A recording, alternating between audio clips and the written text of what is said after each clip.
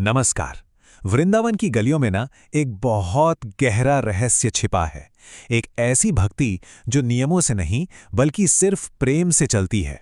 तो आज हम बांके बिहारी की उसी दिव्य कृपा के सार को समझने की कोशिश करेंगे। पता है, ये सिर्फ शब्द नहीं है, ये तो वृंदावन का पूरा अनुभव है। सोचिए, एक ऐसा माहौल जहां हवा के हर कण में बस एक ही नाम गूंज रहा हो, राधे राधे। तो चलिए, हमारी ये यात्रा यहीं से शुरू होती है।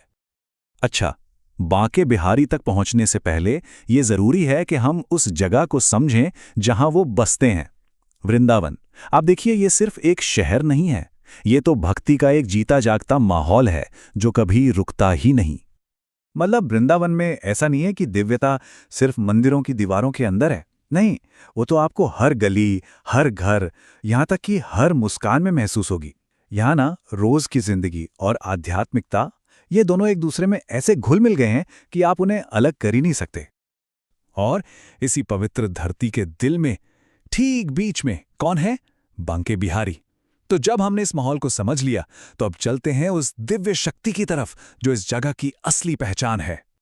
देखिए, वृंदावन में भक्ति कोई ठहरी हुई चीज नहीं है। ये तो एक नदी की तरह है जो बस बहती चली जा रही है। एक तरफ मुरली की धुन है जो कभी रुकती नहीं, और दूसरी तरफ भक्तों का प्रेम है जो कभी थमता नहीं। ये तो एक ऐसा उत्सव है जो कह सकते हैं कभी खत्म ही नहीं होता। अब एक बहुत ही अनोखी बात, वृंदावन में ना भगवान के साथ जो रिश्ता है वो वैसा बिल्कुल नहीं है जैसा हम आम तौर पर सोचते हैं या कल्पना करते हैं। यहाँ पर श्री कृष्ण कोई बहुत दूर के राजा नहीं हैं जिनसे डर लगे या बहुत ही औपचारिक रिश्ता हो। नहीं, बल्कि वो तो एक बहुत करीबी दोस्त हैं, एक सखा जिनके साथ एक अपनापन है, एक बहुत गहरी दोस्ती है। और ये जो फर्क है ना, ये बहुत गहरा है। सोचिए, एक राजा के साथ का रिश्ता कैसा होता है, नियमों का, थोड़ी दूरी का, ऐश्वर्य का, है ना। लेकिन एक दोस्त के साथ वो रिश्ता तो प्रेम, करीबी और अपनेपन पर टिका होता है। और बस वृंदावन की भक्ति का पूरा आधार यही अपनापन है, यही दोस्ती है। तभी तो यहाँ भक्त भगवान से डरते नहीं बल्कि उन पर हक जताते हैं। तो सवाल ये उठता है कि इस अनोखे रिश्ते का दर्शन के अनुभव पर क्या असर पड़ता होगा। भाई, जब भगवान एक दोस्त बन जाते हैं तो जाहिर है उनसे मिलने का तरीका भी तो बदल जाता होगा, है ना। तो असली सवाल यही है कि बांके बिहारी के दर्शन होते कैसे हैं। क्या इसका कोई फिक्स तरीका है? अच्छा, इससे पहले कि हम आगे बढ़ें, दर्शन का मतलब समझ लेते हैं। दर्शन का मतलब सिर्फ किसी देवता या पवित्र व्यक्ति को देखना भर नहीं है। ये एक बहुत शुभ दृष्टि होती है जिसे उनकी कृपा का प्रतीक माना जाता है। मतलब ये सिर्फ आंखों से देखना नहीं बल्कि एक बहुत गहरा अनुभव पाना है।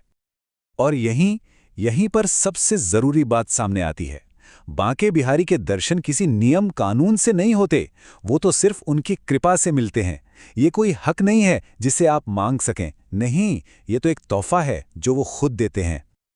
और पता है, इसी वजह से यहाँ दर्शन की जो झांकी होती है ना, वो हर पल बदलती रहती है। मंदिर का पर्दा किसी तय समय पे नहीं खुलता बंद होता, वो तो भगवान की मर्जी से, उनकी कृपा से खुलता है। इसीलिए हर दर्शन अपने आप में बिल्कुल नया होता है, बिल्कुल अनोखा, कुछ भी पहले से तय नहीं होता।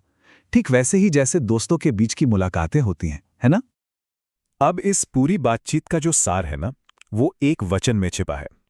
एक ऐसा वादा, एक ऐसा भरोसा जो हर भक्त को मिलता है और जो इस पूरे भक्ति मार्ग की नींव है। ये जो एक लाइन है ना, ये इस पूरे अनुभव का निचोड़ है। शर्त क्या है?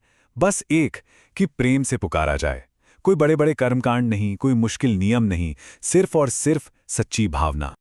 और यही सबसे बड़ा भरोसा है कि सच्ची भक्ति का जवाब हमेशा हमेशा मिलता है। अगर आवाज में, पुकार में सच्चाई है, प्रेम है, तो वो सुनी ही जाएगी और कोई भी वहां से खाली हाथ नहीं लौटेगा। तो बस इसी दिव्य अनुभव और इसी भावना के साथ हम भी उसी श्रद्धा से अपनी बात पूरी करते हैं जिससे हमने शुरुआत की थी। राधे राधे, जय श्री बांके बिहारी। और जाते जाते एक सवाल आपके लिए छोड़ जाते हैं, सोचिएगा जरूर।